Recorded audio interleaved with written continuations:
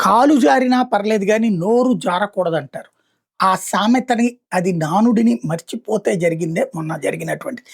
ముంబైలో ఒక stand up comedian comedy చేస్తుండగా ఒక ఎంబీబీఎస్ స్టూడెంట్, కాబోయే డాక్టర్, ప్రస్తుతం అండర్ గ్రాడ్యుయేట్‌గా ఉన్నటువంటి అమ్మాయి మేమందరం చదువుతూ సరదాగా ఒక ముక్క చెప్పుకొచ్చింది. అక్కడ శవాలని పరిశోధనల కోసం చేస్తారు కదా! ఆ శవాలకున్న అబ్బాయిల యొక్క కొలతలు చెక్ చేస్తాం.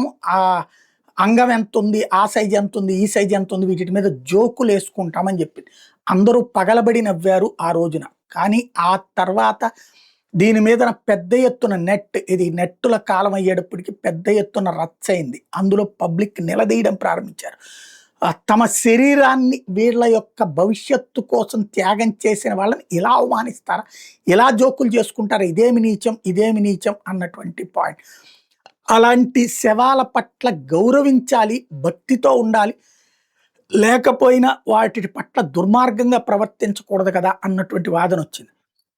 ఆ అమ్మాయి క్షమాపణ కూడా చెప్పింది, మొన్ననే మాట్లాడుకున్నాం. అయితే ఎంబీబీఎస్ స్టూడెంట్ సెజల్ పవార్ వ్యవహారం ఇది వెలుగులోకి వచ్చాక ఇప్పుడు అమ్మాయి జాతకాన్ని కొంతమంది తెస్తే ఇప్పుడు అమ్మాయి సీటే కోల్పోయే పరిస్థితి వచ్చింది.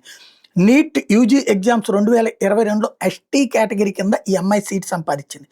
వాస్తవంగా అంతకుముందు ఓసీ అట. ఓసీ అయినటువంటి అమ్మాయి ఎస్సీ కేటగిరీలో సర్టిఫికేట్ పొందడం ఎట్లాగా, ముంబై కేఎం హాస్పిటల్ ఎట్లా పనిచేస్తుందన్న దాని మీద ఇప్పుడు దర్యాప్తుకి ఆదేశించారు.